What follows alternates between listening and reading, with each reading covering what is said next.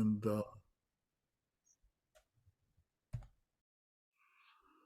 so thank you all for coming online tonight for Buddha practice study. And we're talking about the Lalitavistara Sutra.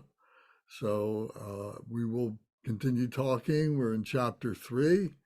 And for those of you that are on YouTube, thank you very much for joining us.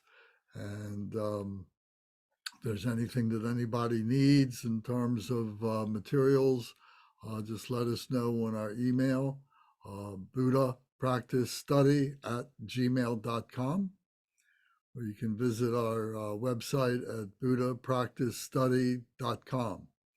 And you'll find some tabs there that have some good information there. So we need to get started tonight so that we can complete our talk for chapter 3. So we'll begin with the opening prayers. So I'll lead that. So we start with the altruistic motivation on page 1. All mother sentient beings, especially those enemies who hate me, obstructors who harm me, and those who create obstacles on my path to liberation and omniscience, may they experience happiness, be separated from suffering, and swiftly I will establish them in the state of unsurpassed, perfect, complete, and precious Buddhahood. All mother sentient beings, especially those enemies who hate me, obstructors who harm me, and those who create obstacles on my path to liberation and omniscience, may they experience happiness, be separated from suffering, and swiftly I will establish them in the state of unsurpassed, perfect, complete, and precious Buddhahood. Dagla dang wa je pe ja no pa je pe ge. Tar pa dang tam she ken pe bar du jo pa je pa tam she ki so je pe. Ma nam ka dam yam pe sem chen tam she de wa dang den. Dog now dang drel nor du la na me pa yang dag pa zog pe zhang ju bren po she to pa ja. Thus, until I achieve enlightenment, I perform virtuous deeds with body, speech, and mind. Until death, I perform virtuous deeds with body, speech, and mind. From now until this time tomorrow, I perform virtuous deeds with body, speech, and mind. De she du sang ma ge gi bar du lu na gi sam ge wa la ko. Ma she bar du lu na gi sam ge wa la ko. Du de ring ne song te ni ma sang ta sam gi par du lu na gi sam ge wa la ko. We take refuge in the kind root Lama and lineage Lamas. We take refuge in the deities of the mandalas of the Yidams. We take refuge in all the exalted Buddhas. We take refuge in the perfect Dharma. We take refuge in the excellent order of the Sanghas. We take refuge in all the noble Dakas, Dakinis, and Dharma guardians, possessors of the eye of wisdom. We take refuge in the kind root Lama and lineage Lamas. We take refuge in the deities of the mandalas of the Yidams. We take refuge in all the exalted Buddhas. We take refuge in the perfect Dharma. We take refuge in the excellent order of the Sanghas. We take refuge in all the noble Dakas, Dakinis, and Dharma guardians, possessors of the eye of wisdom. Sren san sawa dangur pa je pe pal dan la ma dam pa nam la kab su chi o. Yidam kil gorgi la sok nam la kab su chi o. Sangye chom den de nam la kab su chi o. Dam pe cho nam la kab su chi o. Pa pe ge du nam la kab su chi o. Pawo kadro cho kyung song me song yeshe gi chang dang dem pa nam la kab su chi o. Until I attain the heart of enlightenment, I take refuge in all the Buddhas. I take refuge in the Dharma, and likewise in the assembly of the Bodhisattvas. As the previous Buddhas embraced the enlightened mind and progressed on the Bodhisattva's path, I too, for the benefit of all sentient beings, give birth to bodhicitta and apply myself to accomplish the stages of the path. Until I attain the heart of enlightenment, I take refuge in all the Buddhas. I take refuge in the Dharma, and likewise in the assembly of the Bodhisattvas. As the previous Buddhas embraced the enlightened mind and progressed on the Bodhisattva's path, I too, for the benefit of all sentient beings, give birth to bodhicitta and apply myself to accomplish the stages of the path.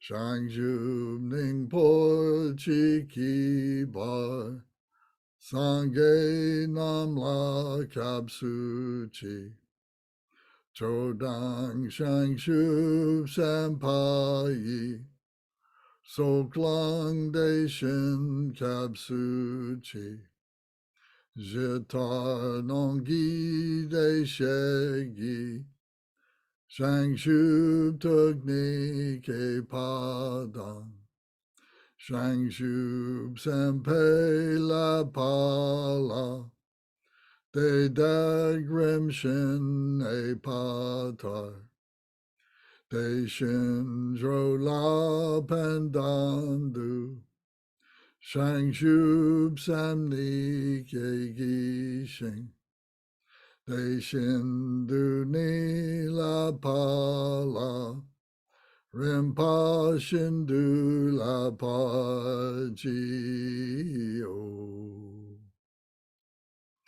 In the Buddha, the Dharma, and the Sangha most excellent, I take refuge until enlightenment is reached. By the merit of generosity and other good deeds, may I attain Buddhahood for the sake of all sentient beings. In the Buddha, the Dharma, and the Sangha most excellent, I take refuge until enlightenment is reached. By the merit of generosity and other good deeds, may I attain Buddhahood for the sake of all sentient beings.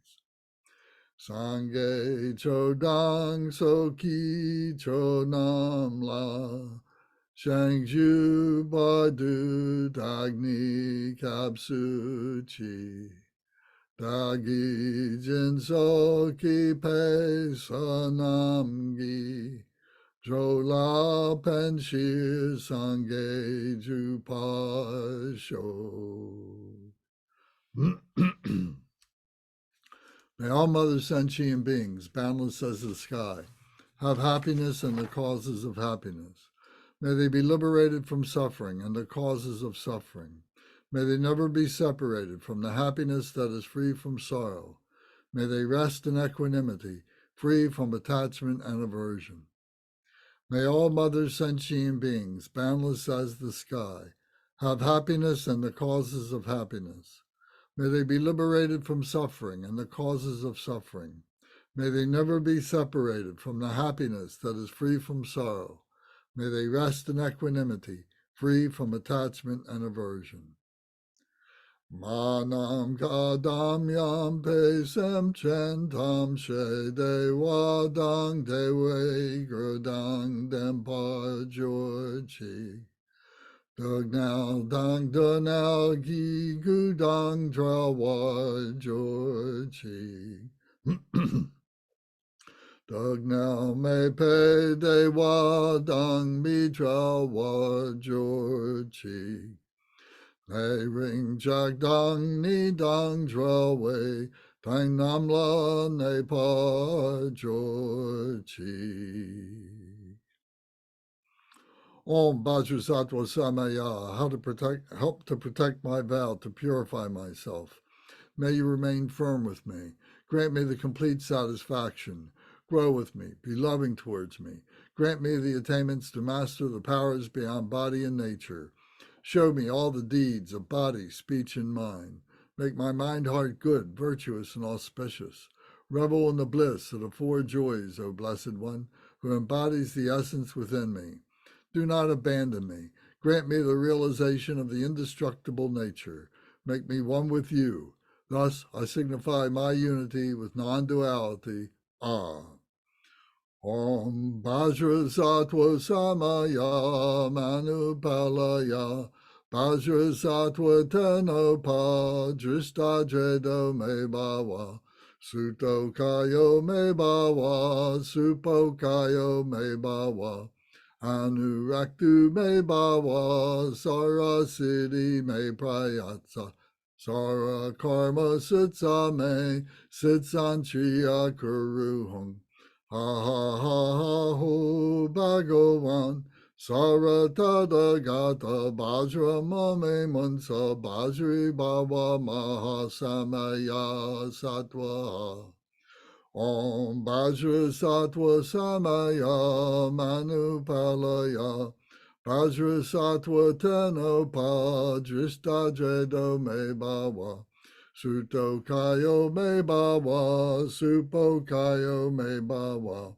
Anuraktu Me Bhava Sarasiddhi Me Prayatsa Sara Karma Sitsa Me Sitsantriya Kuruhung Ha ha ha ha ho Bhagavan Saratada Gata Bajra Mame Munsa Bajri Bhava Mahasamaya Sattva Om Bajra Sattva Samaya Manupalaya Bajra Sattva Tenopa Dristadredo Me Bhava Suto Kayo Me Bhava Supo Kayo Me Bhava Anuraktu Me Bhava Sarasiddhi Me Prayatsa Sara Karma Sitsa Me Sitsantriya Kuruhung Ha ha ha ha ho Bhagavan Saratada Gata Bajra Mame Munsa Bajri Bhava Mahasamaya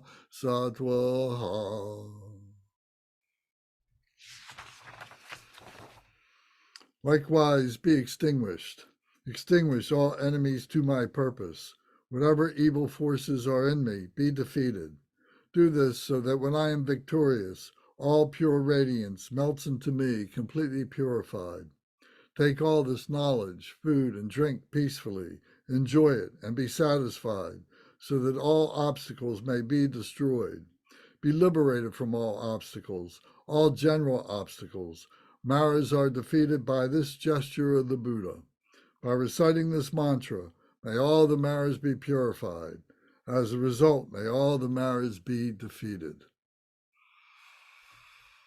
Okay, thank you very much. Does anyone have any questions, any comments that you'd like to make regarding any of the talks that we've had so far?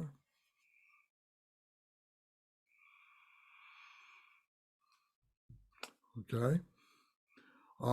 Tonight I'm going to ask Gilmer, if you would mind giving us a short biography on your spirituality, on your involvement with Buddhism. Thank you very much.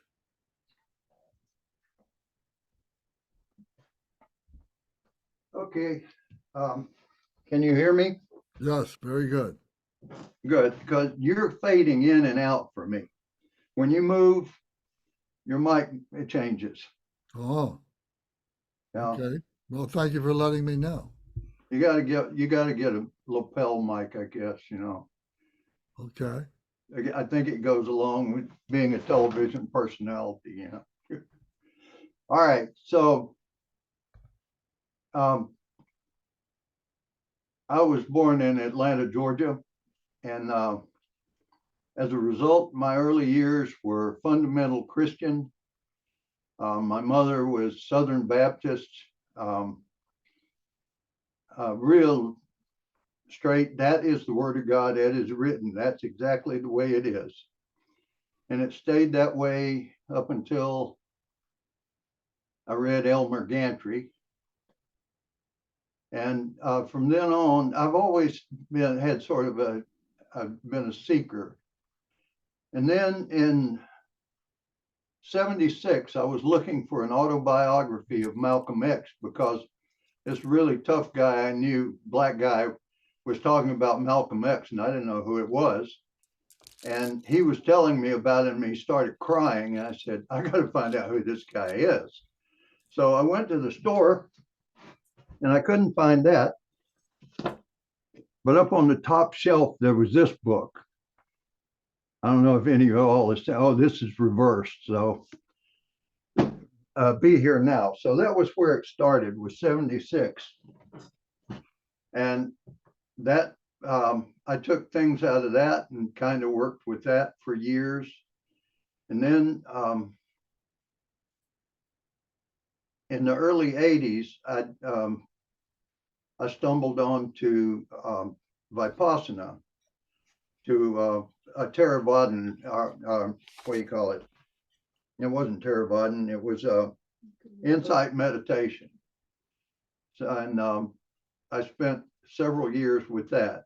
And that was the first time I'd been around people that were Buddhists, that were real Buddhists, that were real teachers, that had done, extensive training and things like that. And that was the first time that I had ever gotten any sort of idea of what I was trying to do, about the direction of what I should be going. And then in, let's see, 2017, I moved to Maryland. Oh, and in between, then I ran into Galupa in Atlanta, and I went to them, but they didn't really do any teachings. They just they had a weekly public talk, and then they would do shamatha for a half hour on Sunday morning, and that was it. There was no talk about. I didn't know that there were any other things that existed. But then I was 2017. I moved to Maryland, and I was taking Tai Chi, and I kept asking the Tai Chi. I knew he was a Buddhist, and I kept asking him questions, and he kept telling me he wasn't a teacher, but that there was this guy that did a Buddhism 101. And so I went over and I met Lance and began to take instructions from him. And we did that for several years and still doing it. So that's kind of the thing I'm doing. And I do a lot of reading. I do a practice every morning that takes about an hour and a half to 2 hours. I do basic opening, then I do part of the Bardo prayers. I do healing prayers for the sick, and then I do closing prayers, and I do prostrations. And that's kind of what I do. That's kind of my life. And then at the end of the day, we do a reading. I read to my bride here, so we both get the information, except I get it 2 ways, and she just gets to hear it until it makes her pass out. So I read her to sleep, read her a bedtime story. So that's what we do. And I don't expect this to change. If anything, there's just going to be more of it.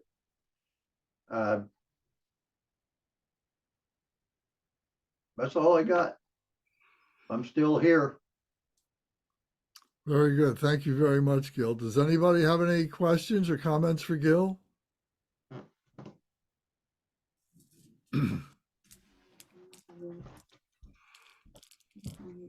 Well, Gil, before you turn your microphone off, would you just say one thing about how would you say that your practice and your studies in the past few years and so on have helped you?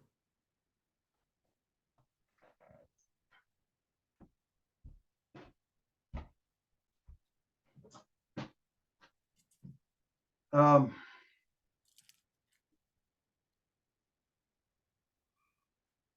think I owe any positive movement in my life to spirituality, whatever form it has taken. I don't really think any of it, however, of whatever kind it was, has hurt me. I think it has benefited me in some way, and those around me, because believe me, I came from a place of profound ignorance and poverty. So that I am here, I never expected to be here at this age. So, and I'm having a good time. I'm happy, and I was happy yesterday. So, who knows? Maybe I'll be here tomorrow. So, anything else? All right. Well, thank you very much, Gil. I appreciate that. Thank you. Thank you, Gil, for sharing. I found it very interesting as well. Thank you.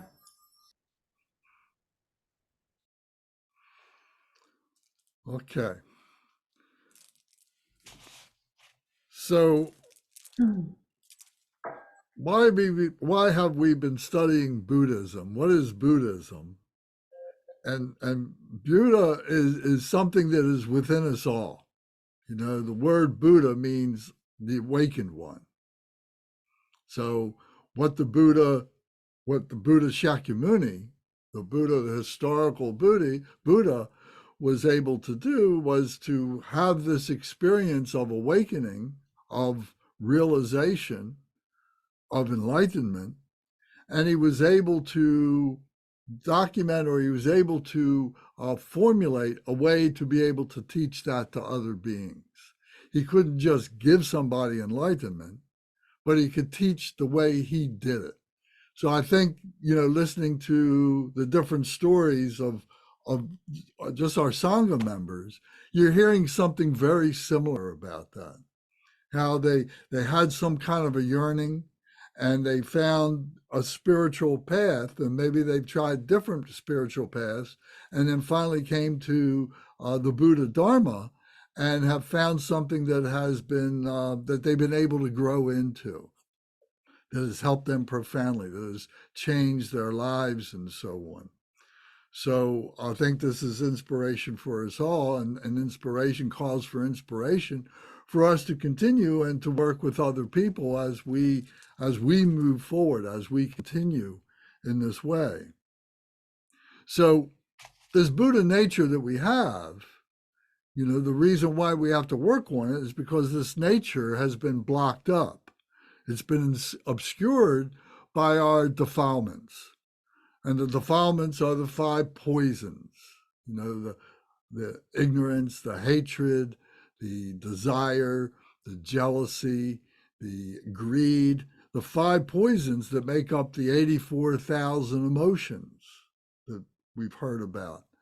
And so it blocks us up. If our true nature is in our heart center, that heart center is shrouded in this confusion that is caused by these defilements and so on. So what we've been trying to do is to unpack, to break through those defilements. Those defilements also include the obscuration of wisdom, which is the arrogance of our knowledge, that we think that we can know our way through things. And the difference is that we need to be able to release, we need to be able to relax that that knowledge seeking to the degree of having a practice of allowing our heart mind to open up, to be revealed, to be like a flower that opens up.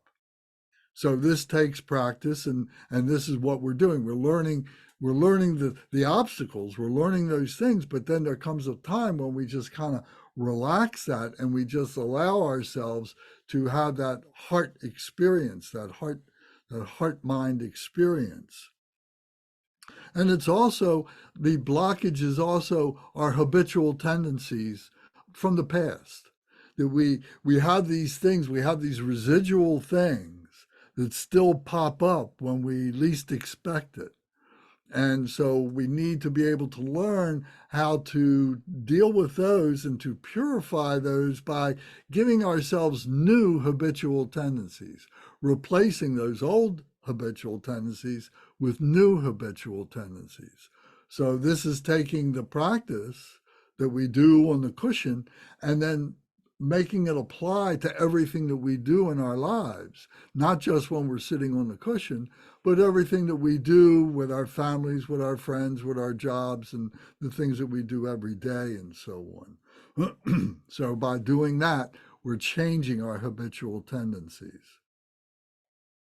So many human beings have been successful in catching these glimpses of that pure nature. And some have been able to stabilize that nature.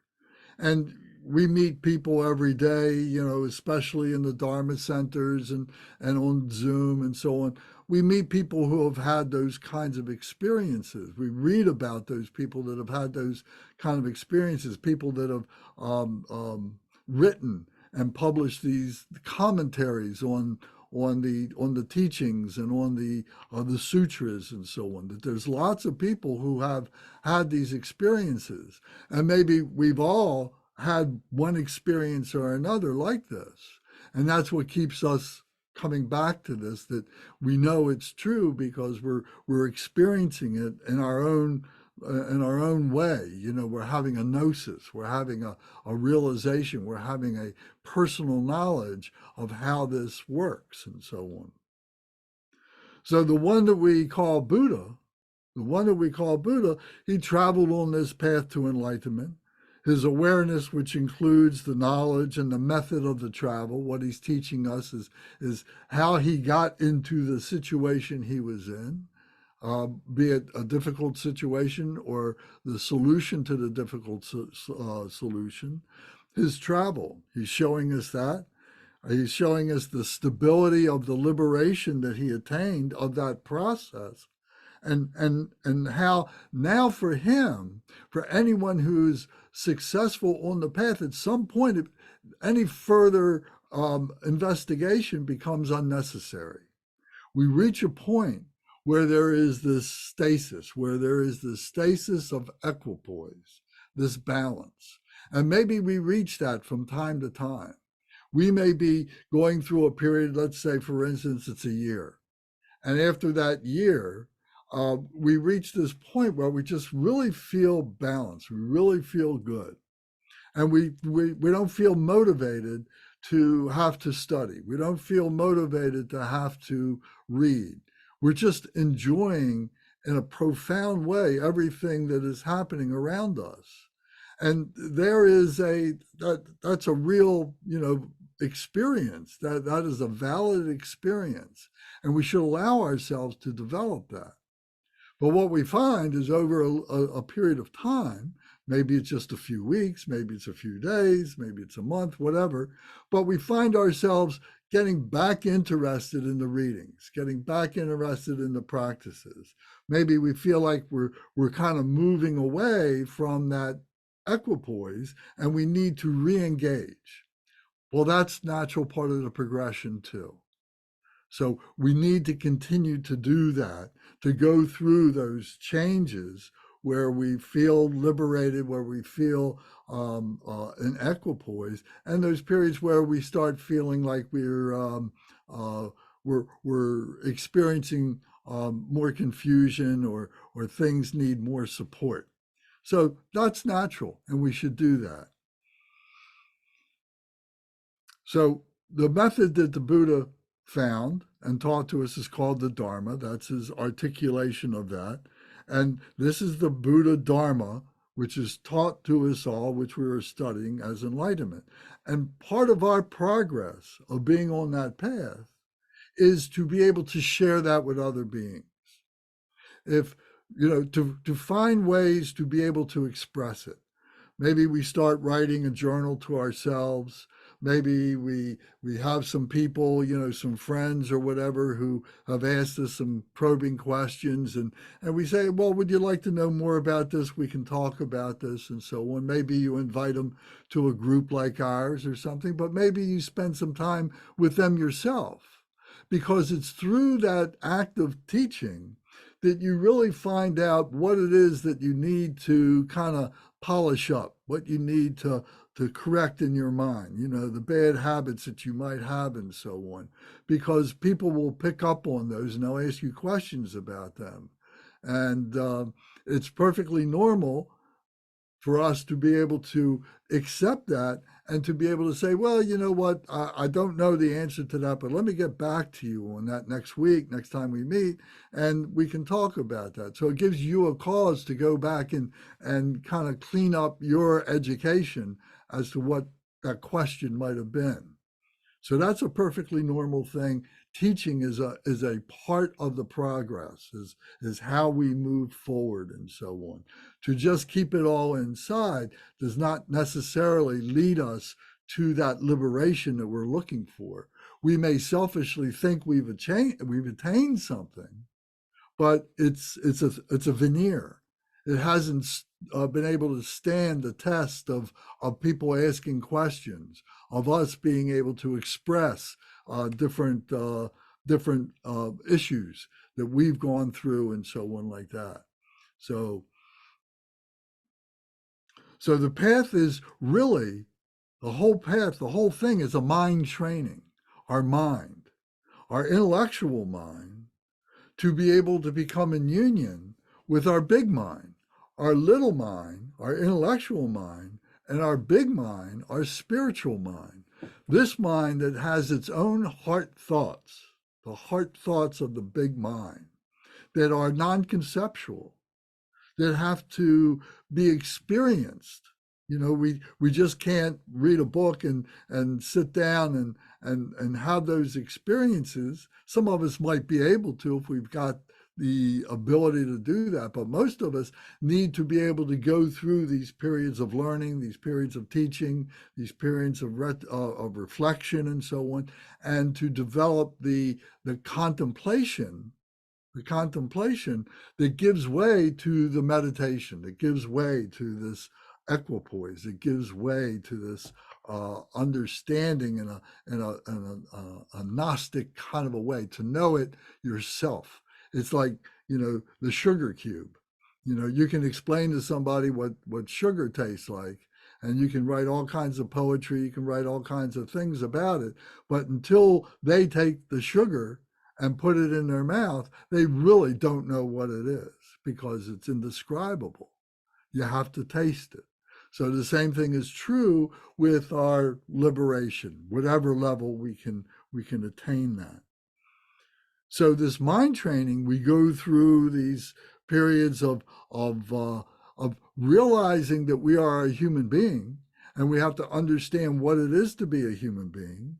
We have to understand that we have the senses, the 5 senses, and we have the mind, the brain, the intellectual brain that processes the 5 senses, our sight, our hearing, our smelling, our tasting, and our touching. And the brain is processing all of that. So these brain thoughts are the bindings that are holding us, because many of those things we really like. We like the things we see. We like the things we hear. We like the things that we touch, etc. So they can become actual hindrances to us. So we have to transcend. We have to rise above those hindrances, those blockages, those bindings. So when we do that, we have glimpses of the heart thoughts that are pure, that are non-conceptual, that are equipoise, that are balanced, and so on. So this is our natural, holy, enlightened mind experience when we have those breakthroughs like that. It's natural. It is what our natural mind is.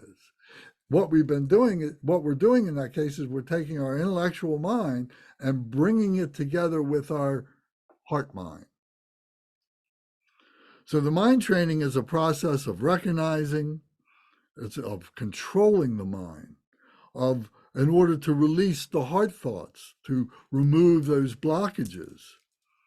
The little mind comes in union with the big mind. So that's a very important thing to recognize, to realize. What is mind? Well, there's a part of it that is our little mind, our intellectual mind, but there's another part of it that is our big mind. But both of them is a way of being able to observe and engage in the world, in life, in phenomenal nature. All that we might think of it and call it is through our mind, and it's all just appearances. It's all just a fabrication that we kind of agree on, that we've agreed on the terms and so on like that. So because of this, we're very vulnerable to sidetracks. We're vulnerable to pitfalls. We're vulnerable to slipping backwards, to becoming attached again. So through these practices, through these things that we do, we develop the confidence that the guide is important to us.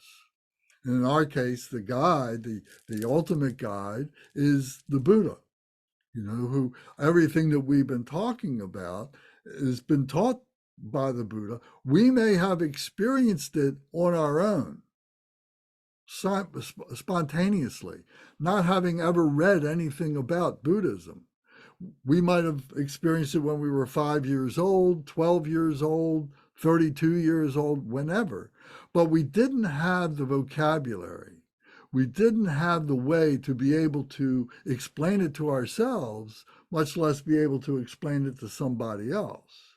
But you had this sensation, you had this awareness, you had this experience of that peace, of that balance. So being able to recognize the guide, to be able to recognize the system, is what we do to be able to move ourselves forward. If we have the genius to be able to understand this on our own, well, then that's wonderful. That's great. It shows that there has been a karmic coming back, of prior lives, maybe, if you look at it that way, that you experience and learn things in prior lives, and now in this life, things come naturally to you, that you recognize this right away. It doesn't take much experience. It doesn't take much learning. You can hear something or see something, and just automatically it just transports you to this transcendent state of mind. And that's because of what might have happened in a past life or something, past lives that you developed and so on.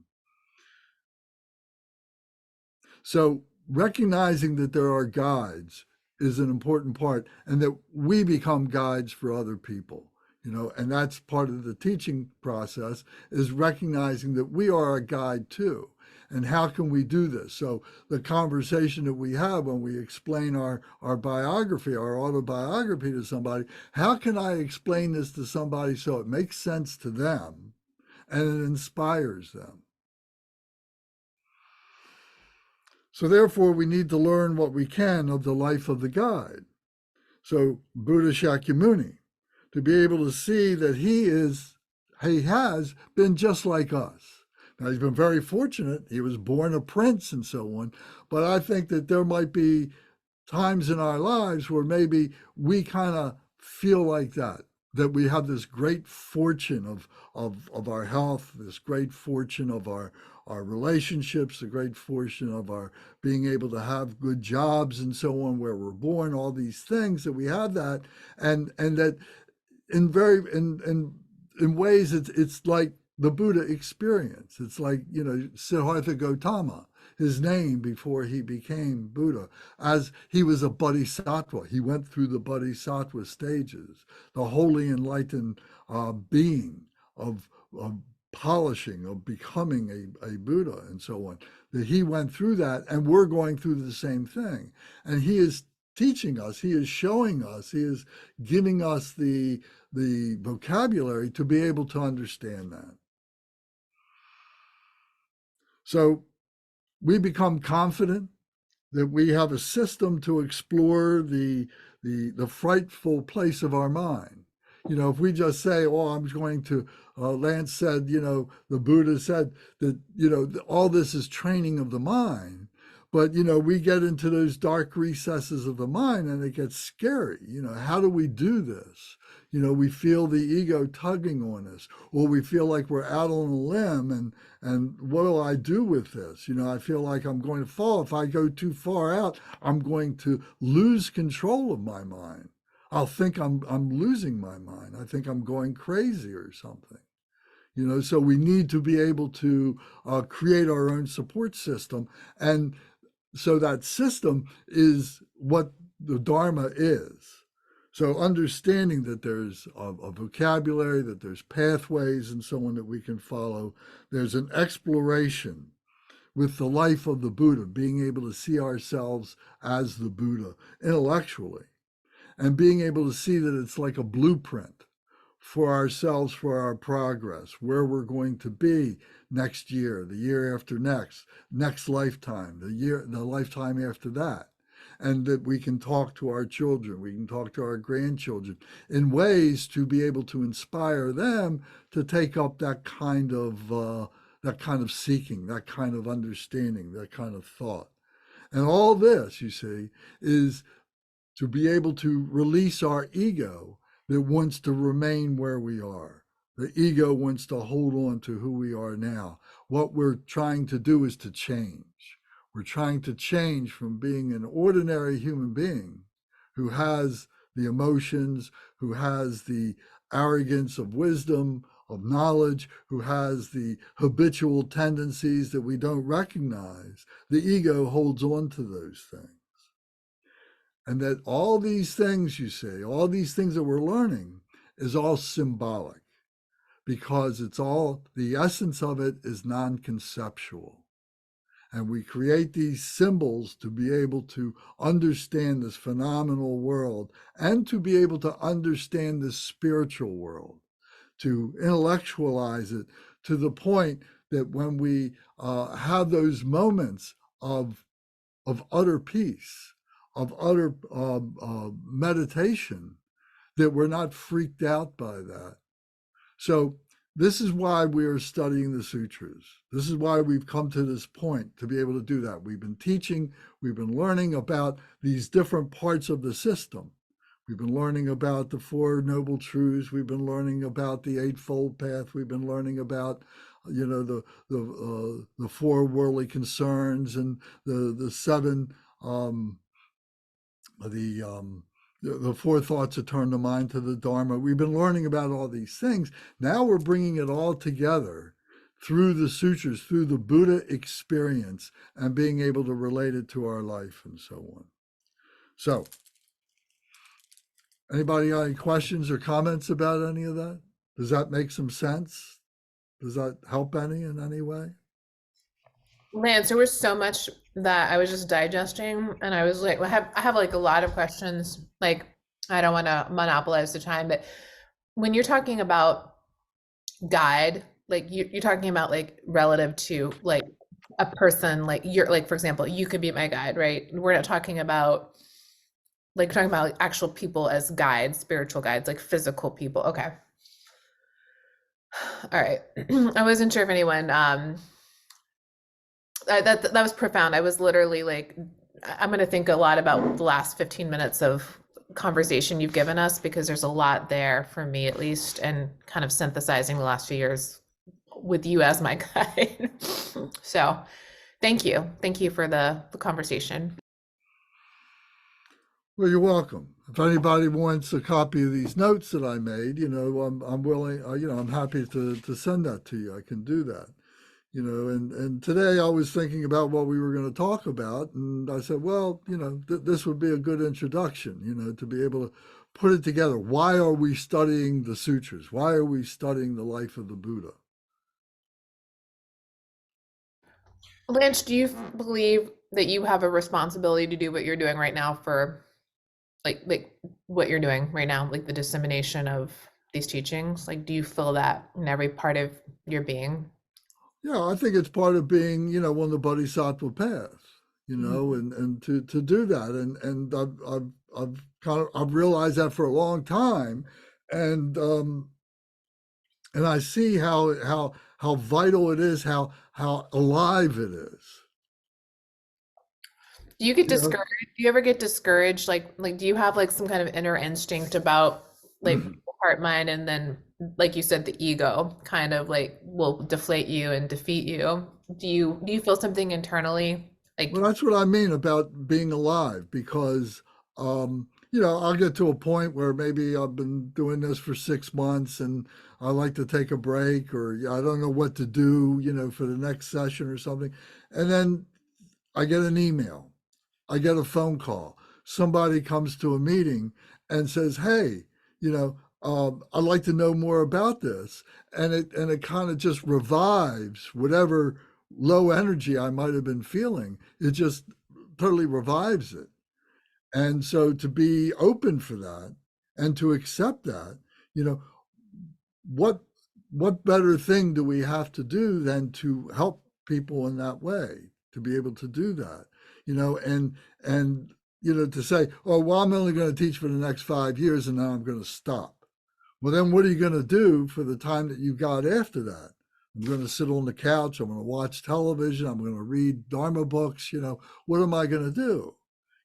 Well, that would be a total waste of time, my life. But if I can continue, and we all can continue to be there for other people, that's like the sun shining. The sun doesn't stop shining at some point. It continues to shine. The Buddha continues to, with the body, speech, and mind of the Buddha, continues to send forth love and energy and compassion for all beings. So that's what we're practicing to do. So in that way, it's very alive. are you? And if anyone else has a question, please jump in. I'm curious, Lance, since I want to hear like your wisdom. Do you have points along the journey where other people's moods or other people's emotions like have just, I don't know, trying to find the right word, where it's difficult to discern or detach from other people's emotional journeys in their human forms, like where it becomes like you feel it so vibrationally because you're so in tune with your heart mind that you feel it at such a deep level where it distracts you, like taking on almost other people's suffering in a way that it could be almost, I don't want to say harmful to you, but I'll almost take you off your course. And could you tell us about that, or could you describe how you've handled that? Not for a long time. Okay. I feel like I've reached a point of equipoise where I may not have an answer for somebody who's having a great difficulty, and because there might be something that is, beyond my education level or whatever. If somebody has a deep neurosis or something, I may not be able to help them with that. But spiritually, I can give them something that might help them to be able to accept that professional help that they might need. In the same way, if somebody presents themselves with a broken leg, I don't have the training to help heal that broken leg. But I can guide them to find somebody that does, and help them to heal themselves, to be able to say, now you got to relax, you got to let the body heal, and so on. So my point in saying that is, I haven't felt that kind of obstacle. I kind of feel like that it has. I'm not. It's not a question of being insulated or isolated. It's just a question of being in balance, and not being off balance, and and being able to accept that, and enjoying that, and being able to radiate that, and being able to share that. And I think, the sutras help us to understand that again. We've just started the sutras, but as you read more and more of the sutras, you see, you read, you hear the enjoyment of the Buddha and his followers, those who are his students and so on, and how they have become enlightened and they become teachers, and they have their people, and how they come back and interact with Buddha as he's giving teachings and so on. And it's very joyful.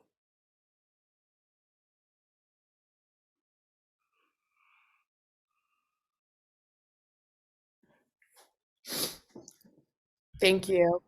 I was curious if and you said not for a long time. Was that a certain point? Did you hit a certain point in your practice where like there was a distinct change that you can remember? Well, there's been many, it hasn't just been one, you go through periods, and then you slip back, and then you work your way back up, and then you slip back a little bit more, and you work your way up, and everything like that. So it's been a process, and but the guilt goes away if you're not doing things, the feeling that you got to do this. There's lots of things about it. So, well, we can talk more about it later, because right now it just doesn't come to my mind. But That's cool. it is a process. Is the simplest way I can describe it, and to let yourself go through the process. Without judgment of it, just to accept it may not feel good as you're going through it. Is that probably a key point, is not to get too angry at yourself if you slip? Well, right, not to be hard on yourself when you slip, but it's not a bad slip. It's not like you're going around, shooting people or anything Right. like that. Right. But if you get angry, you get greedy, things like that, and you say, "Oh, I've been working on that." I wrote my own prayer on anger, because I would have these slippages of anger, and I said, I got to get a handle on this. What is it? What is my anger? So I wrote my own prayer about it. And it helped me tremendously. And I've shared it with a few people, and they say that it's helped them. I like that. That's a really interesting way to So handle. everybody can do that. If you find that you've got something that is going on that you want to understand better, write a prayer about it. A prayer is a way of remembering something that's really important to you, that you want to understand. But it should state, what the problem is, the cause of the problem, and how you view the outcome, how you solve the problem. And you can change the prayer. If it's you write it today about something, but then over a period of time things change, well, okay, you change the prayer or you write a new one. It works at a space and time, and I think the book Be Here Now goes into that, that there's space and time, and that's part of the phenomenal nature. Space and time. What we are doing is we're getting to the center of that space and time, where space and time just becomes equipoise. Thank you so much for your dialogue. Thank you. You're welcome. Thank you for the question. Okay. So I wanted to share a couple things with you to try and help to understand some of the examples that were being stated here in this chapter 3.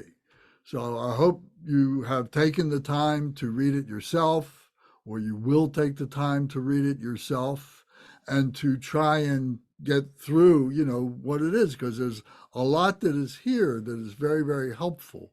But I want to show you some images that might help a little bit to understand things. So let me, so chapter 3, where we begin, it begins with the purity of the family. So it's stating that, Siddhartha Gautama, the family, even before he becomes born, before he becomes an incarnate human being, he's like pure spirit. So you have to have a little bit of a, we talked about this last time, whether this is myth or the fiction or this is real, but we have to be able to look at this as symbolism, spiritual symbolism at the very least, you know. And there's this spiritual family, you see. So he was teaching from the heaven of joy, which is called the Tushita, is the heaven of joy, is where, as a bodhisattva, a pure bodhisattva who doesn't have a human body at this point, is there and comes into life. An example of this would be, where are we before we're born? Where do we go when we die? Our physical body, our intellectual mind, is what we say we have when we're alive. When we die, when we pass away, when we leave our body, does that imply that there's something that leaves the body? That spirit or whatever, that mind, whatever. Where does it go? And is that place that it goes to the same place that we are born from? So we talk about it in terms of, these metaphysical places and so on. And these are mental constructs to help us to understand this. Whether they're literal or not isn't as important as being able to understand that there is this process that we're learning about, and we're finding ways to be able to apprehend it and to be able to think about it and so on. So I'm going to screen share something here. So this first, I presume you all can see this image.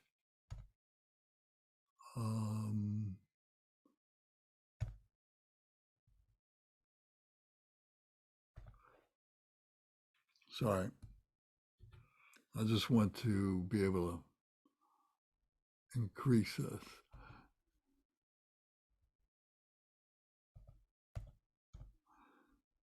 So here it's talking about the precious wheel.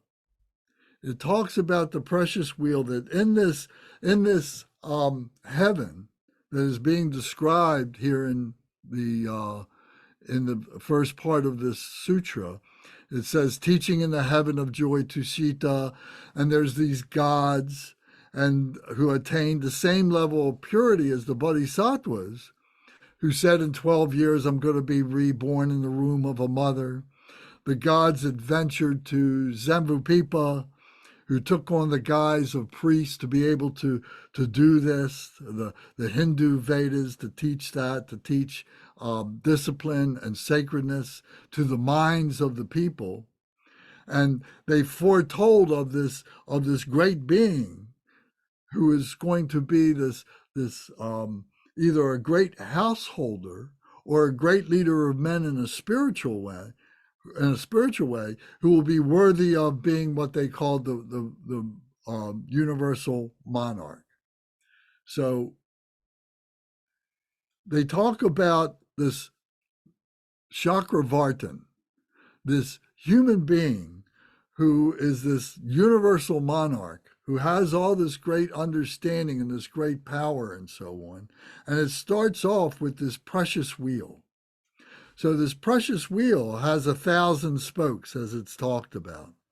So this is of Dharma virtue, wisdom and compassion. So here, this is an 8-spoked wheel.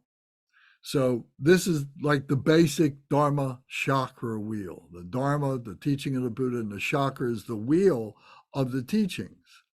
So this goes back to the Eightfold Path, which is the fourth of the Four Noble Truths that at one time or another we've all talked about together. So this can be 8 spokes, it can be 1,000 spokes. But what it's referring to is all this system that is circular, that we have our ups and we have our downs, that we're moving in a direction, and we want to move in a forward direction. We don't want to go backwards, but if we do, we have the ability to move forward and so on. We have the ability to change directions through the wisdom that is part of this eightfold path and this thousand-spoked wheel. So it speaks specifically here of the 10 virtues and the 10 non-virtues. So to be able to understand this wheel is to be able to understand these virtues. So if you look at 3.5, if you're looking at the Sutra book, and you look at 3.5, and you look at the bottom there, and then it's talking about may you rule the respective kingdoms according to the Dharma and what is not Dharma. And then it lists the 10 virtues and the 10 non-virtues. So now I'm going to ask you to look at your book, at your red book, the everyday, the daily practice book.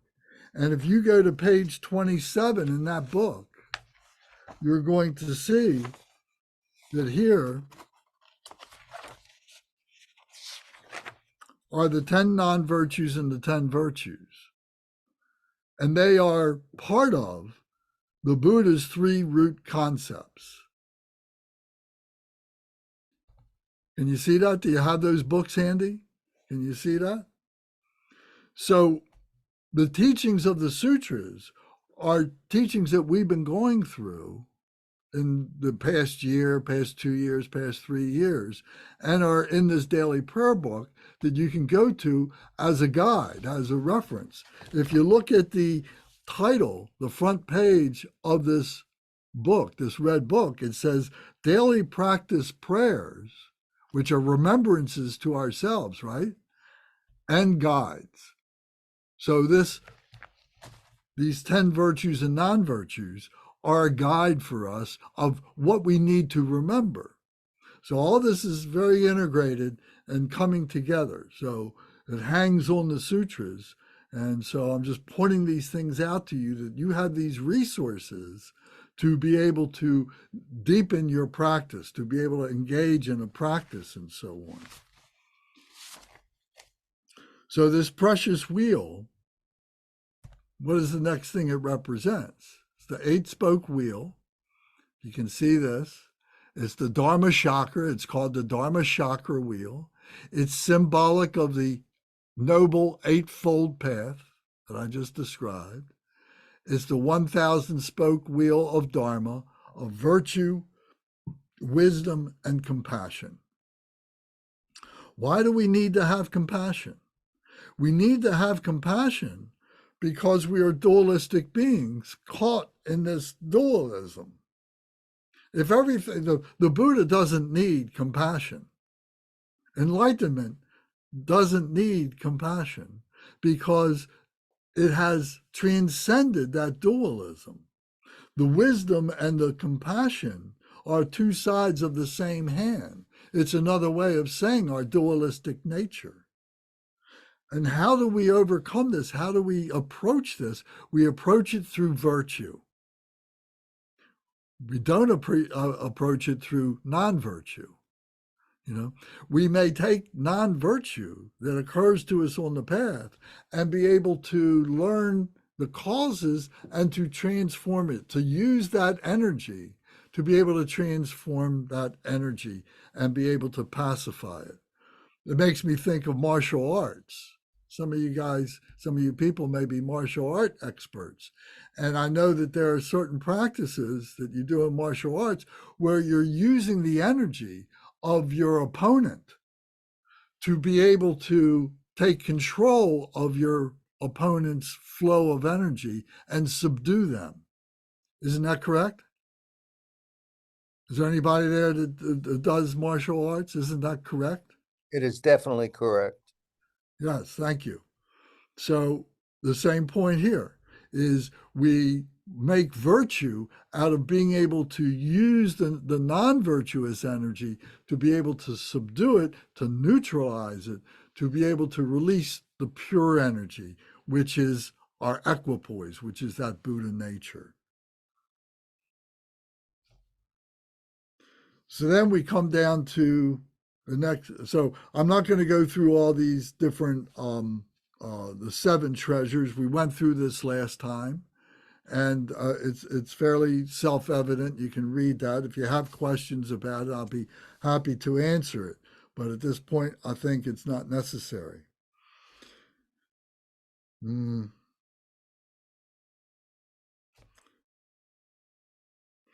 So the next at 3.13 in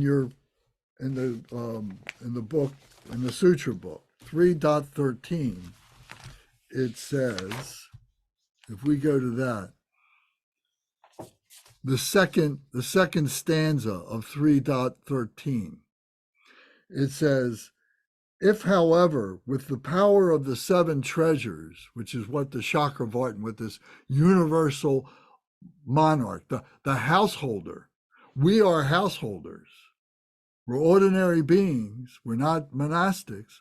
We're ordinary beings who have responsibility to our family and to our households and so on. So we have that, but we have these tools within our grasp to be able to use, and we're either going to use them to solidify our being an ordinary being, or we're going to use those tools in a way that we can release them without holding back, and use those talents, to use that energy to be able to become spiritual.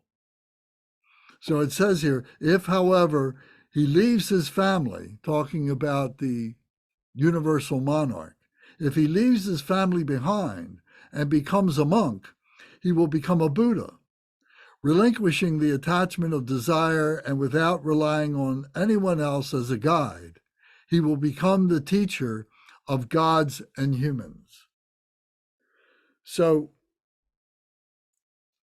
relinquishing the attachment of desire, which would be all part of this wheel of attachment, the suffering of samsara, the ocean of samsara, and without anyone else as a guide.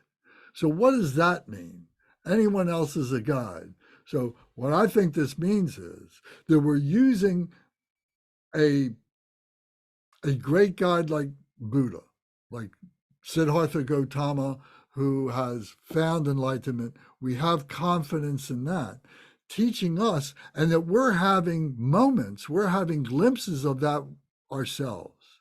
And more, we begin to rely on the Buddha within ourselves. That we need to have these experiences. We need to go in with the intellectualization, but we also need to go in with the contemplation and meditation to break through those attachments and aversions, all those different hindrances that we have, to be able to recognize that this power is within ourselves. And we find that the guide is ultimately within ourselves.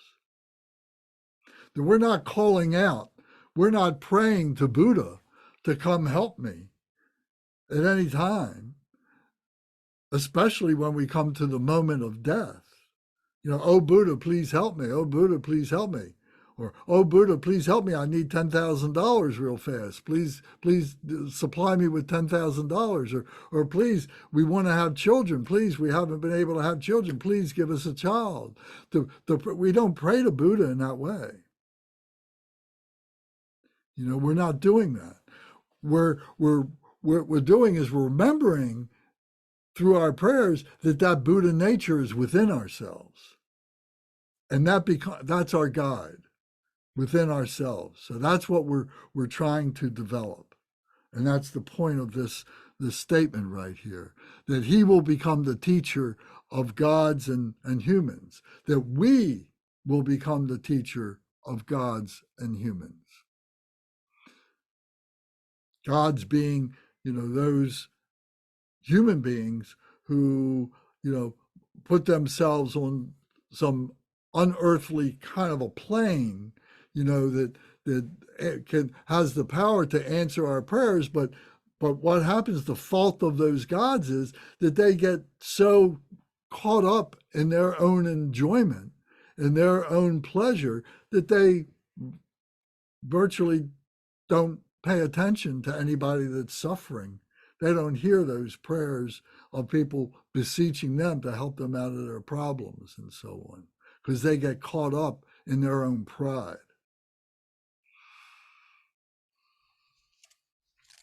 Any questions or comments? Okay. So then the next thing in 3.14 and 3.15, it says, I'm going to just kind of make this concise. It says, the great accomplished ones, those who have been on the path, who are on the path and are accomplishing degrees of enlightenment, even total Buddhahood, complete, perfect, perfected Buddhahood, heard the teachings, the prophecies of the priests. So there are human beings who are on this path who are hearing these prophecies of the priests, because we learned that in Tushita they were hearing these thoughts of the Bodhisattva before he became Buddha, and then they manifested as human beings who were the priests who were teaching the Vedic principles and the Vedic Hinduism of discipline and so on like that. So there were those who were listening to that, and they become accomplished in some manner, in some way, as prophecies. They're hearing this as prophecies.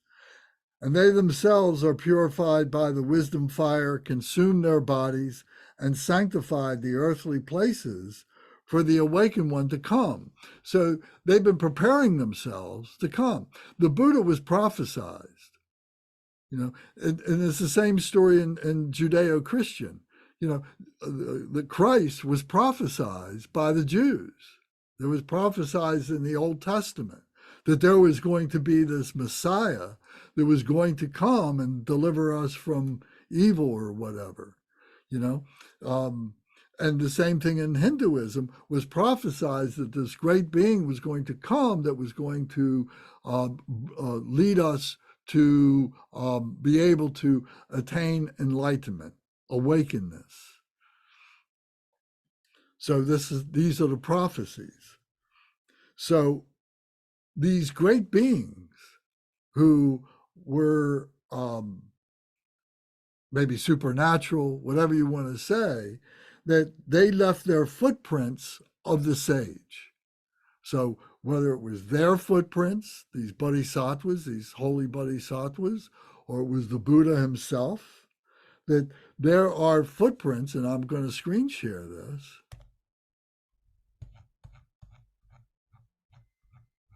So here is a footprint. If you can see this on the screen right now, here is a footprint that is encased, that has been there for 2,600 years in the foundation of the place that the Buddha was born. This is in Lumbini in Nepal. And these are the ruins of what was the structure that was there that the Buddha's mother came to with her entourage, and that he was born. And that in the midst of this was this footprint of the sage. So this place of Sarnath is referred to here in this sutra as the hill of fallen sages. So this fallen sages doesn't mean that they've fallen off of a precipice or something like that, but it means that they have fallen into this phenomenal life for the benefit of other beings, that they've accepted that responsibility to do that. And with that, they had, wisdom fire, they had wisdom heat, and they were able to sear this footprint. And whether this is a big footprint, it wouldn't have been the infant Buddha. It was a big footprint.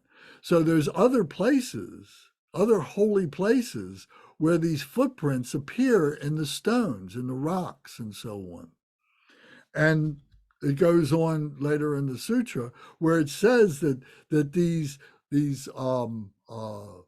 sages that came from that pure land of Tushita came to earth and sanctified, brought a power, brought a holiness to these power places. And many of you, have studied, different kinds of philosophy and new agey things where there are power centers on the earth and so on. So this is one explanation of being able to say, well, here's how these power centers manifested was from these great beings from this spiritual world came and left their footprints, in order that people may have some confidence that this, is part of our part of the realm that we don't see, the invisible part, the part that is beyond our being able to recognize. There's a lot of things we don't see. We don't see infrared. We need special equipment to be able to see infrared. That infrared may be, another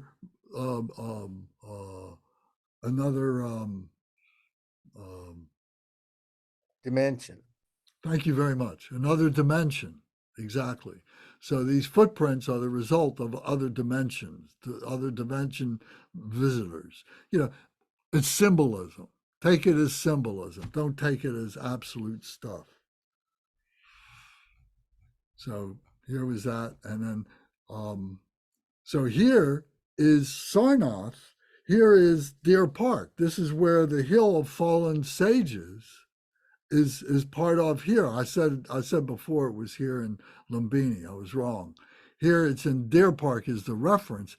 Deer Park is east of Varanasi, India, the holiest place in the Hindu tradition, and the Buddha walked right through it, seeking a place to be able to give his teachings to his 5 friends who are to be his disciples, and he pulls himself, he sits himself down in Deer Park right here underneath a sal tree. This is a sal tree. This is Sarnath. This is Deer Park. This is in India.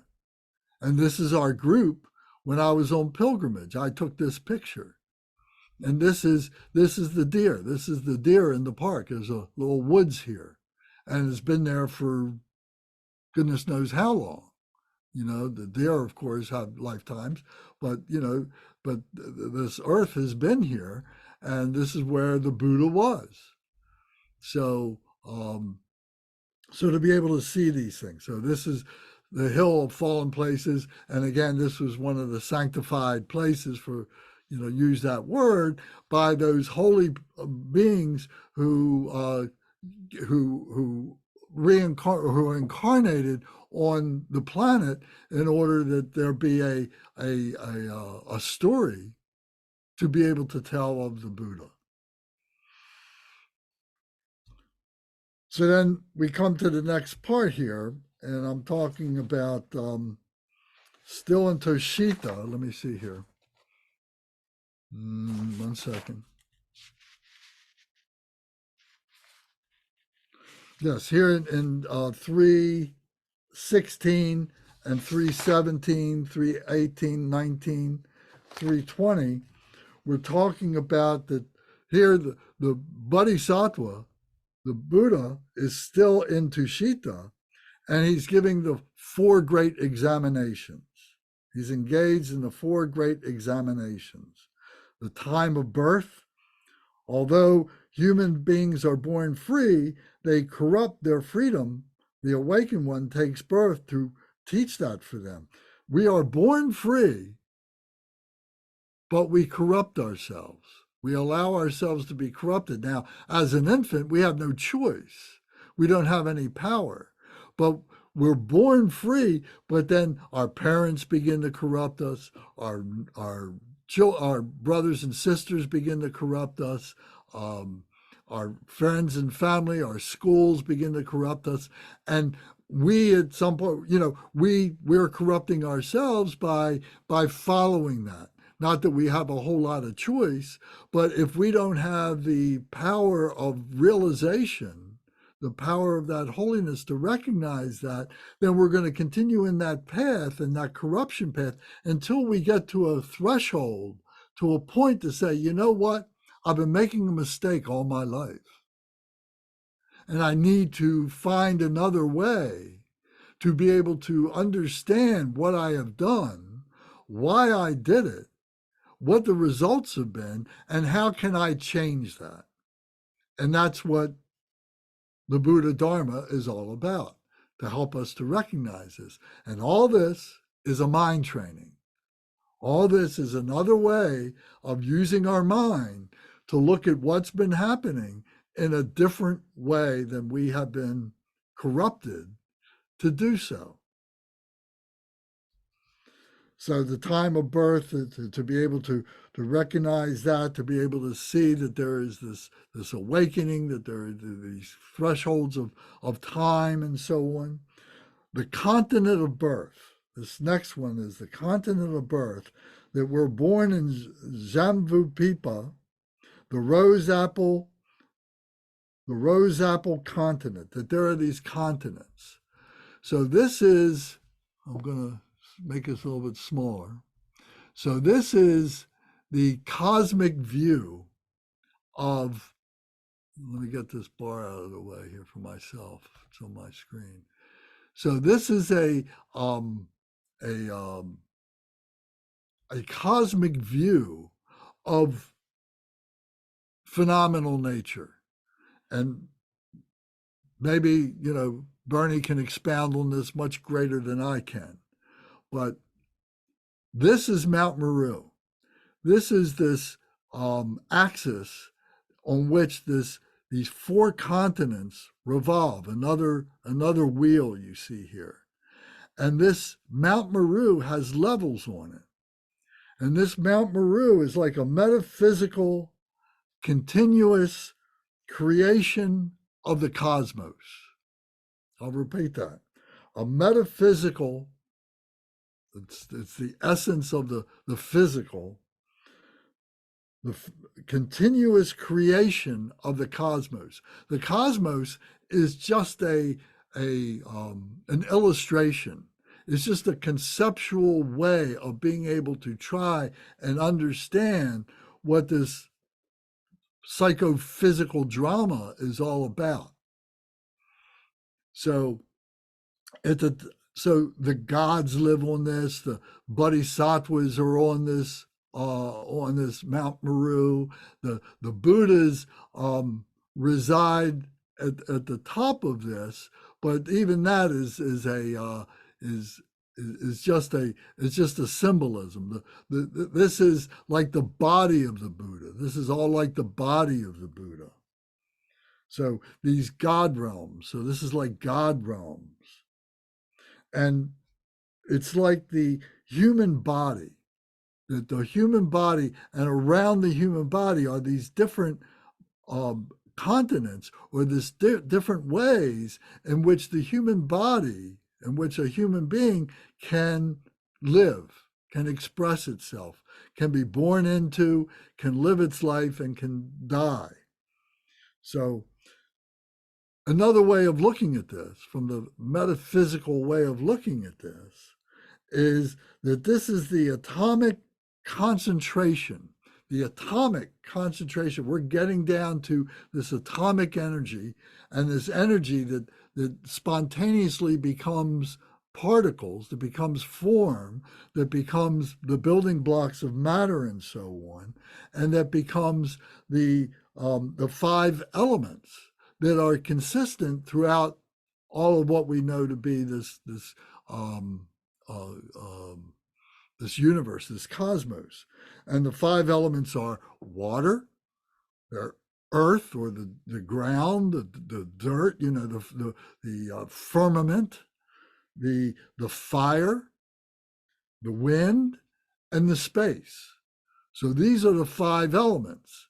And as we get further along in the sutras, as we get further along in the teachings and everything, we see that those are those 5 elements, and we're learning about the 5 elements. The 5 elements have color representations. So the red color is the fire, the blue color is the water, the yellow color is the firmament, the wind color is the green or the white, and the space color would be clear. So, so those are ways of looking at this. So, so in the East, this here would be, let me see, I think I made some notes here. Yep. In the East is the white, is the semicircular. And then in the South is Zambupipa. This is the blue. This is the triangular shape. And over here is the West, is Aparaganadhanaya, is the red, is the round shape. And the yellow is the North, is the Uttarakuru, the yellow, the square. So these different continents have different qualities about them. So Zambupipa, which is the South, which is the blue, is the rose apple continent. And this is the only continent where we can attain enlightenment. It has all the qualities of earth and so on like that. Then in the West, this red is Aparaganadhanaya, excuse me for not pronouncing it, is rich in resources, but this is the continent of cattle. So you can think of human beings as being like cattle-like, animal-like, not very intelligent. And over here in the North is the yellow. These are long life beings, very strong, very rigid. They're square beings and so on. And but they have an unpleasant sound. Their unpleasant sound is, you're going to live a very long time. And the good news is you're not going to die, but the bad news is you're going to live a very long time in this ocean of suffering. And then in the East is this Purya Vidya, which is very strong beings, very strong, very tall, but the Dharma is not taught. The Dharma is not taught here. The Dharma is not taught in the yellow. The Dharma is not taught in the red. So the only place that the Dharma is taught is in this Zambupipa. So this is what is being portrayed. This is what is being talked about here in the sutra. So here is a way of looking at the representations, the symbolism, that here is a Buddha, a human being, sitting in the meditative position. So right here, this is an ordinary human being. It's not necessarily a Buddha. It's just a human being. But we see the stupa. The stupa is a representation, is a non-human representation of the spirituality of the enlightened being. So this representation is like Meru. The stupa is like Meru. So here is Meru. The stupa here is like this right here. So these stupas are all built on a very carefully designed system of dimensions and so on. So the numbers are here. If you wanted to make this, you would do this and build a stupa. So here is the stupa. This is a stupa. You've probably seen pictures of that. And so what this represents is an enlightened human being. This represents a Buddha. And here are different representations, how they are interpreted to be able to do that. So we don't have time to go into this right now, but I'm just pointing out to you how much our articulation, there is an explanation to all this iconography, to all this stuff to help us to understand things. So here I'm going to increase this a little bit. Oops. So they say that there are three receptacles that represent the body, speech, and mind of the Buddha. A painted image or a statue symbolizes the body of the Buddha, the physical body of the Buddha. A religious text is the receptacle of the speech of the Buddha. And a stupa forms the enlightened mind of the Buddha, the enlightened mind of the Buddha. So on your altar, where you do your practice, if you have a statue or you have a picture of the Buddha, that is, reminding you of the body of the Buddha. If you have a text, you should have a text there, the Four Noble Truths or something put on there to remind you of the speech of the Buddha. And then if you have a stupa, if you have an image of a stupa, reminds you of the mind of the Buddha. So pure that it doesn't have a physical body. It doesn't have that body. This in total represents the mind of the Buddha. And if you see this little doorway here, this little doorway is at the heart center. This is the heart center of the Buddha.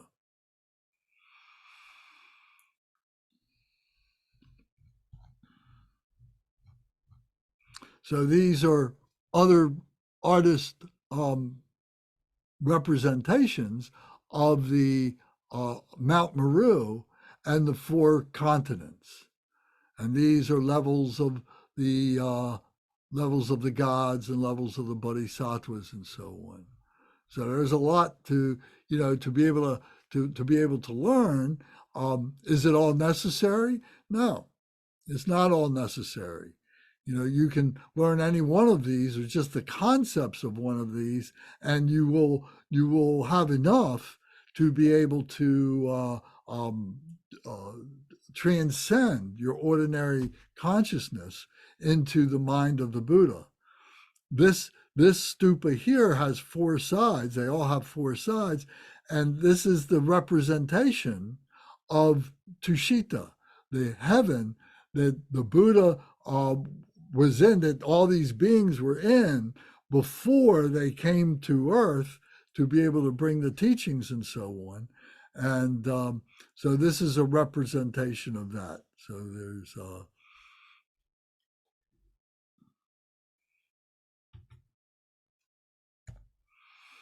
okay. So I hope this is helpful in some way. Bernie, do you have any comments on this? Is there anything that you might like to add to this?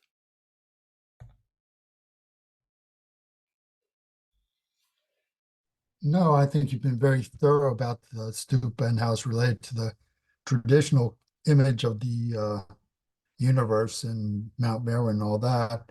I mean, I could go into a few details about the different levels of Mount Meru, but I don't think that's really helpful at this point in time. I think you did a pretty good job of talking about it. All right. Well, thank you. This is the idea, is just to be able to introduce everybody, to these features of what the sutras are telling us.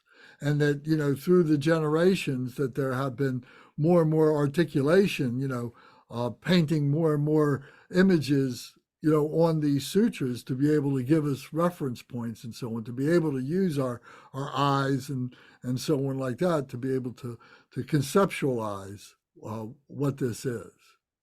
I think this is fantastic.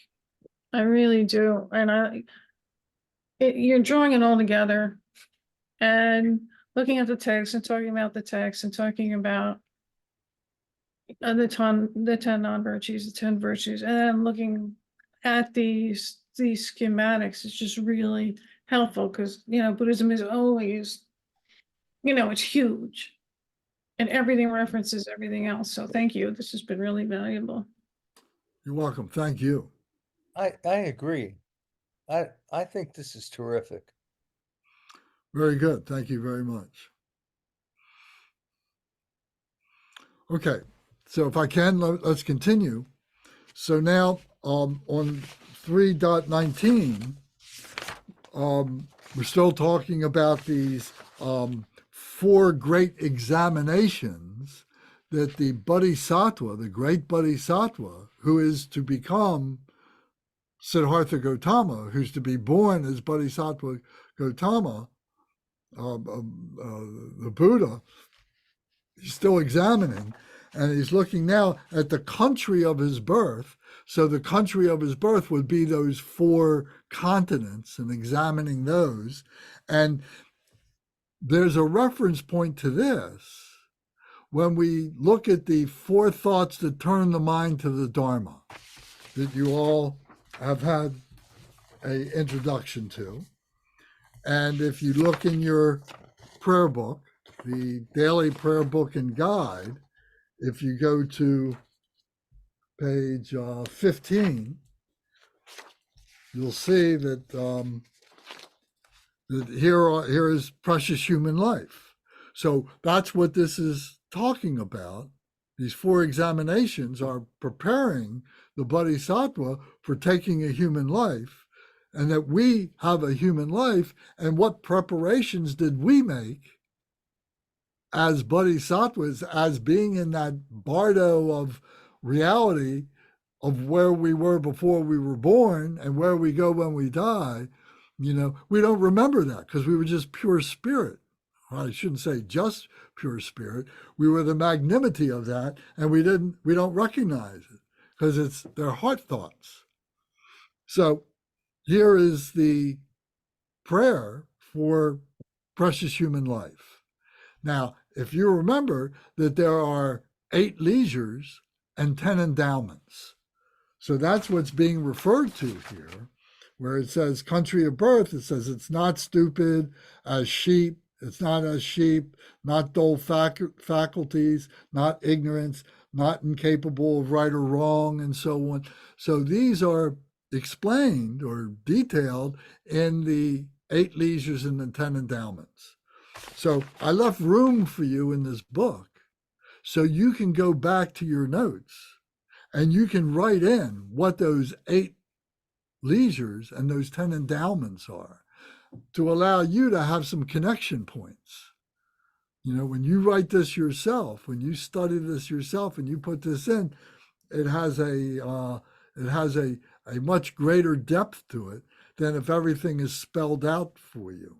So we've given you a beginning, you know, but we've left room for you to be able to embellish it with your own investigation, much in the same way that the great Bodhisattva did before he became born. Which brings me to a point.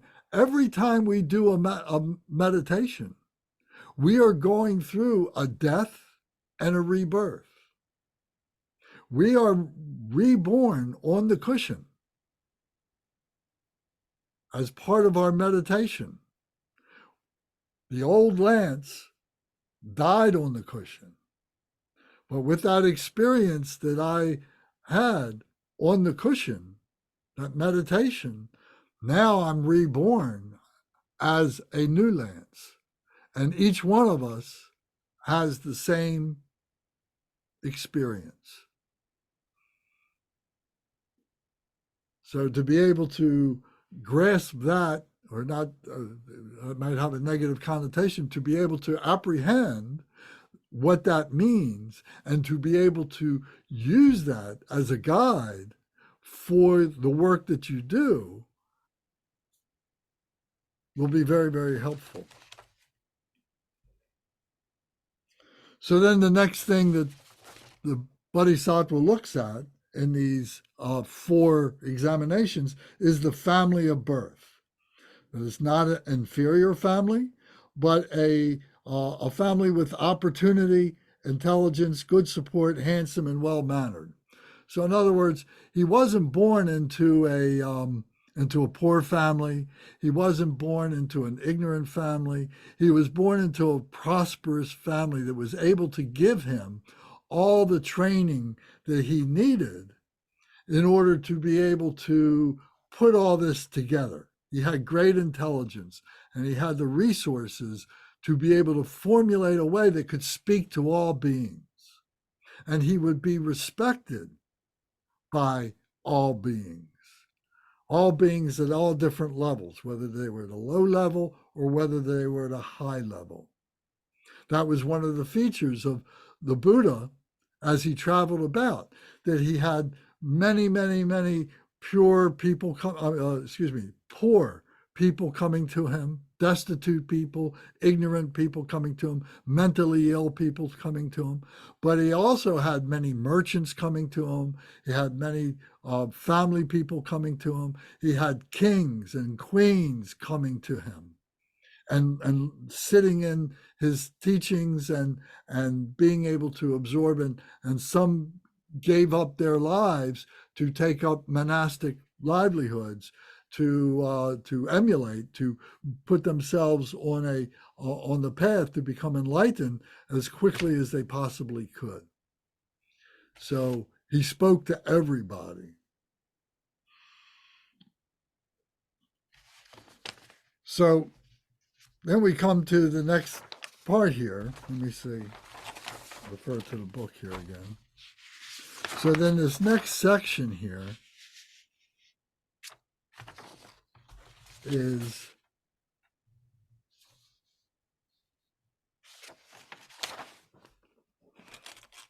three 321 through 328.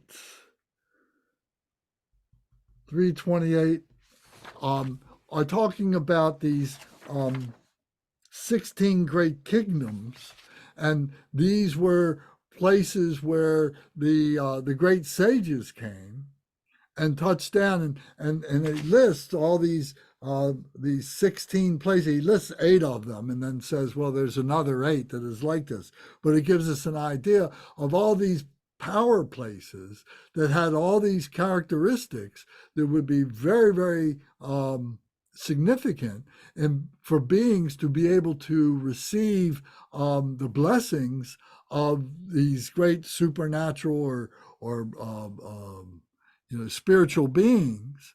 But all of these were insufficient in the humility, the humbleness of becoming Buddha. And that's a huge, huge, huge part of becoming Buddha. Remember, what we're trying to overcome is ego. We're trying to overcome arrogance. So to be a humble, average person is a good thing.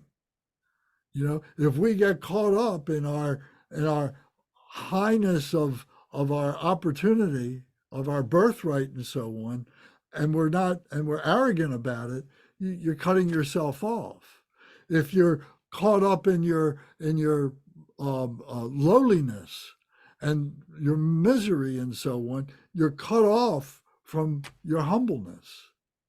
So it's being able to find that humility in that equipoise that is very, very, very important. So going through all of this, it says, monks, gods, and bodhisattvas asked into what precious family the bodhisattva would be born, which of the 16 great kingdoms of India, and it goes and lists them.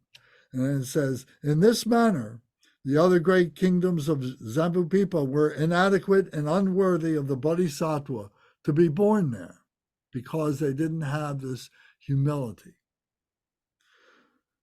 So then it says in 3.30 and 3.31, it says, after talking among themselves, the gods talking among themselves, the god named Janaketu Vajra, who was pure in the great vehicle, meaning the Mahayana, meaning the bodhicitta, that his intention was pure. He was pure in that bodhicitta, suggested, well, why don't we just ask the bodhisattva who what it must be to be a Buddha. What do we need to do? So the gods are still in the God realm, but there's one God says, well, why don't we just go to the Bodhisattva and ask him? Instead of trying to figure this all out by ourselves, let's go right to him, go right to the source. So then he goes on through these next and he lists 3.30 and 3.31. He lists all these 64 qualities. And then he lists the 32 good qualities. So he's going on what it would be to be a good family, what it would be to be a good woman in order to be able to bring a bodhisattva into this world. Because the woman is very, very, very, very important, because she represents the wisdom. She represents giving birth. She is the womb of all this, that the spirituality takes birth through her. So this is listing those 32 good qualities of a pure woman, and the 64 qualities of what it is to be in that family. So you can read all of that.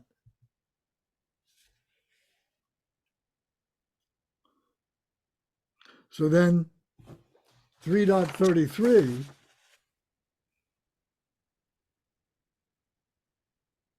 is showing the conditions that need to be present.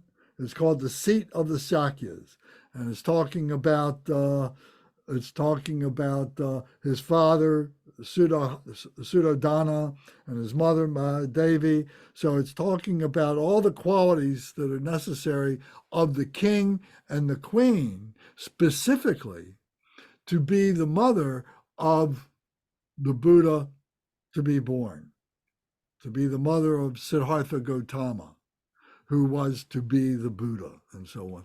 These beings, in this pure spiritual realm, maybe they knew the outcome that was going to occur.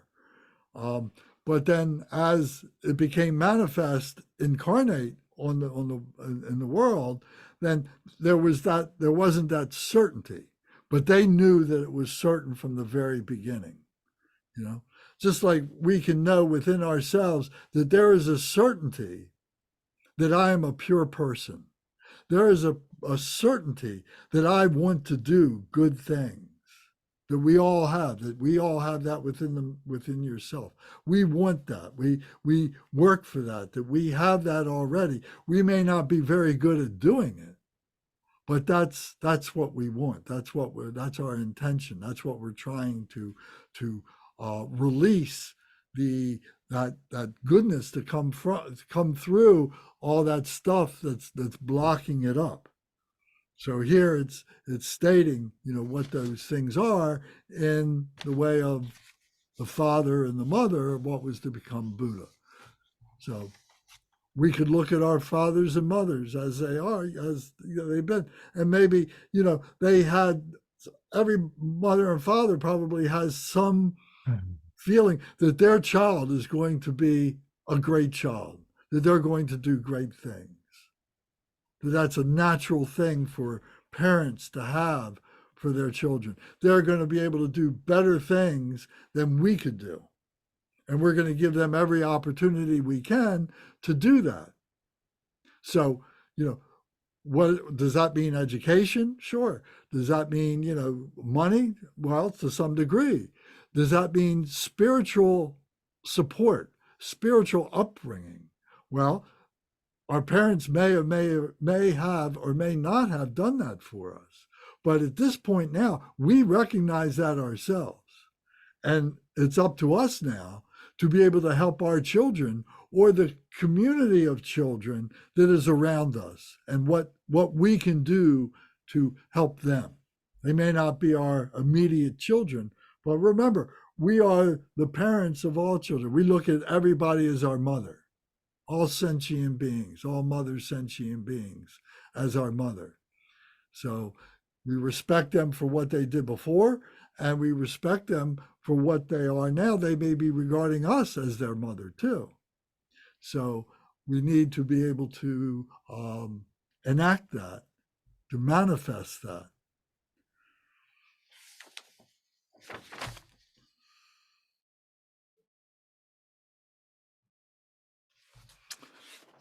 So how much time do we have? Not much time. Okay. So so on 3.37 in the sutra is a teaching that is given by the Bodhisattva. So in these other pages, in these other sections, is kind of being paraphrased and so on and itemized. But here in 3.37, through the end of this chapter to 3.57, it is giving the literal teaching of what the Bodhisattva said in order to encapsulate all this. So I invite you all to read this out loud to yourself several times. If we had time, we do it now, but there's not enough time. But do it yourself.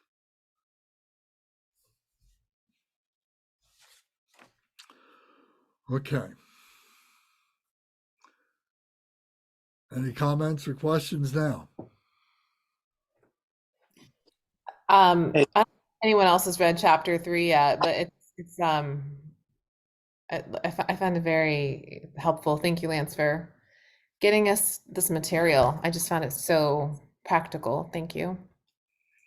You're welcome. Do you think it's worth taking a half an hour or an hour, whatever it takes, to read this out loud yourself at home? Oh, for sure. I find this it's overwhelming in the sense to realize how beautiful this is, like as an instructive guide, and then like you always say, it goes slowly with the process, like as it comes. And so I think there's that balance. It's definitely at least on my daily to-do list is to read something related to the Dharma. Okay, good. Thank you. Anybody else have a comment, a question? Kevin? I had a question about just one of the questions. I have a lot, but one of the ones that I really want to talk about is how did they divide the continents up? Are these regions of India and China and Africa and the Middle East? Or later, how was this conceived around the stupa? Or are they actually conceptualizing the North American continent with the South American, and then north where Russia is, and then south where India is, or making up Africa? This is all very confusing to me, and I just want to wondering about How literal is it? how literal it is. True. Well, I think they knew nothing of the Western Hemisphere. Okay. So I think it is of the immediate area that they were able to travel to, walk to, that, people were going to, merchants were coming back and forth to, maybe some of it included Africa, maybe some of it included, the Russian lands up in the north, and maybe some included China in the Far East and so on like that. Yes, there is a literalcy to it. But there is this symbolic nature to it as well, So, yes, there's a practicality of being able to design all this, so to speak. That's very interesting. Thank you. Yes. And there's lots of books written on these things.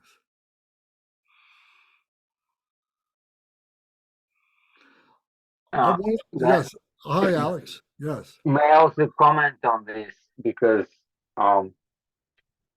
actually today it helped me realize finally what the Mount Meru is, at least in my mind. I'm sorry, say that again. I didn't understand that last sentence. So I think I came to a realization what Mount Meru is in my mind, and I mean it's it's kind of what you were suggesting, but if I would put it in a different words, the mount itself is more metaphorically speaking, is kind of this the one of the most refined states of matter in its evolution.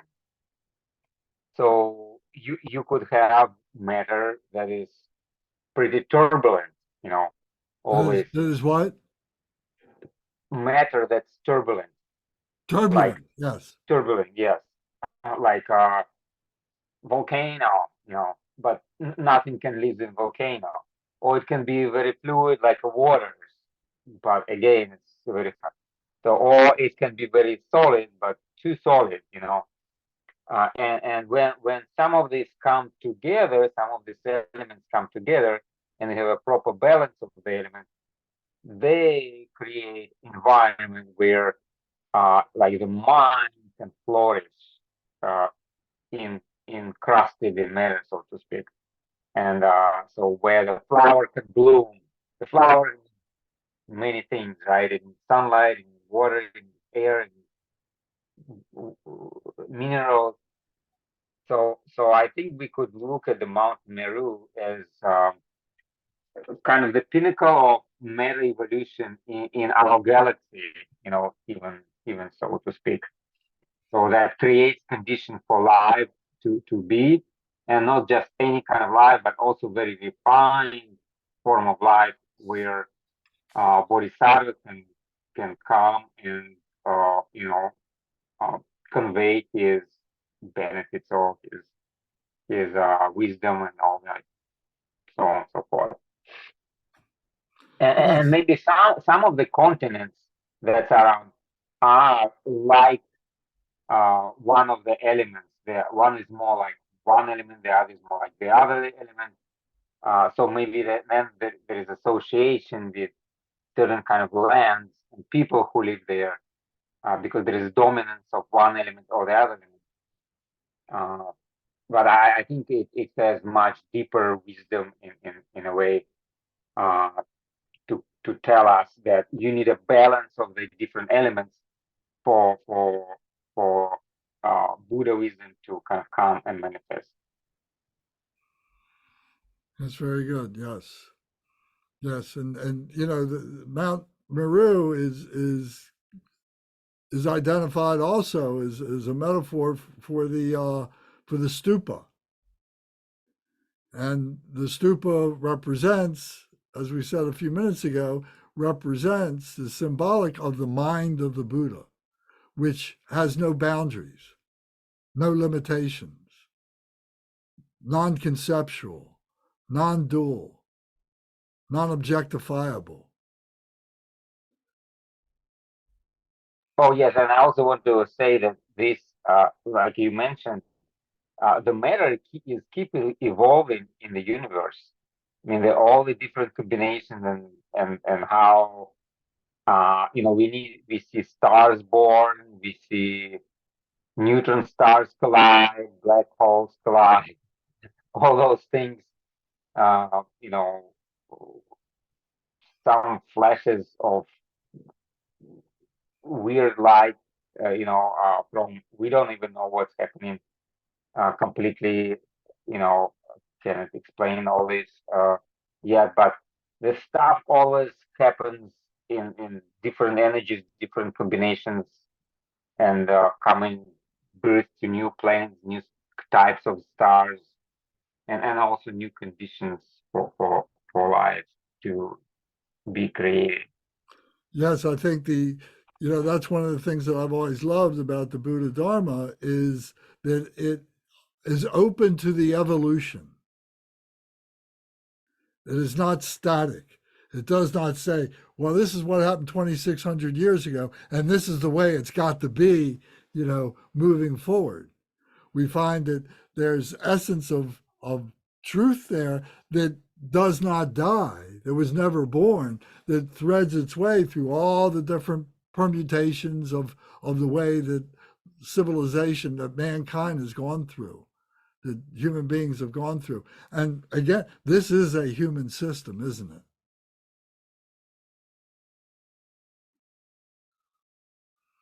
You take the human out of this, it goes away. The cows don't think about this. The giraffes don't think about this. You know, many inferior beings don't think about this. They may have the potential,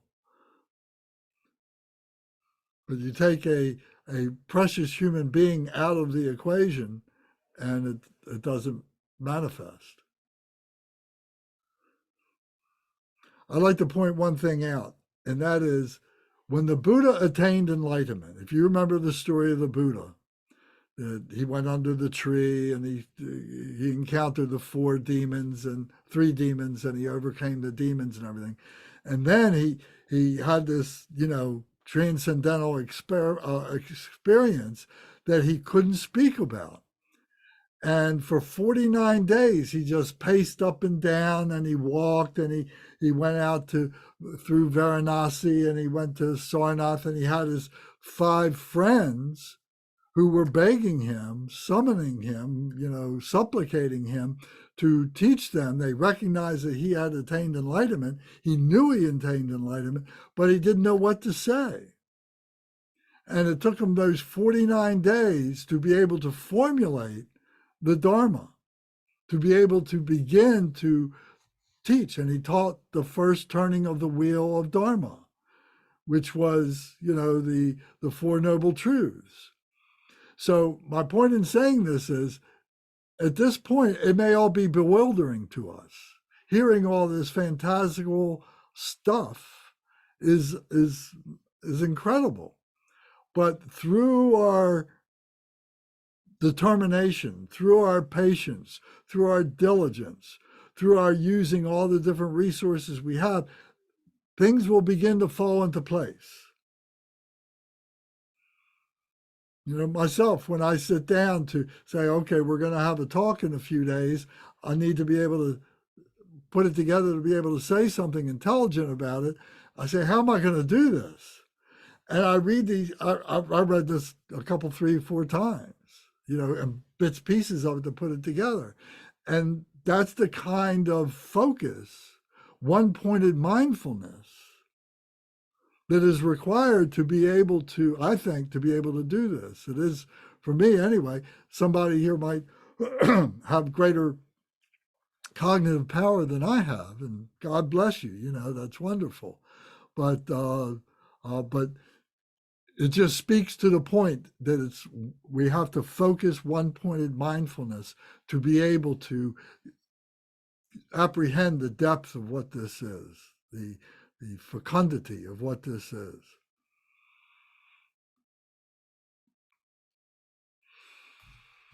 Okay, thank you very much. Unless somebody's got something else you'd like to say, we'll do a dedication prayer. So we go to our prayer book. So we'll do the De Korma prayer on page 35. Short prayer. By the virtues collected in the 3 times, by myself and all beings in samsara and nirvana, and by the innate word of virtue, may I and all sentient beings quickly attain unsurpassed, perfect, complete, precious enlightenment. May the teachings of the great Trikumpa Ratna Shri, who is omniscient, Lord of the Dharma, master of interdependence, continue and increase through study, practice, contemplation, and meditation until the end of samsara. Om, Ah, Hum. Om, Ah, Hum. Om, Ah, Hum. May my body, speech, and mind become inseparable with the body, speech, and mind of all the enlightened ones for the benefit of all sentient beings. Thank you, Sangha. Thank you very much. Thank you, Lance. Makes sense. You're welcome. Thank you. Good to see you too, Gavin. I haven't seen Gavin around a while. Yeah, Gav, I'm so happy you're here, Gavin. bud. Hey, thank you guys. It's nice to be here. It's nice to see you as well. And my heart is filled with great joy. Me too. Take care, everyone. Good night. All right. Yes, good night.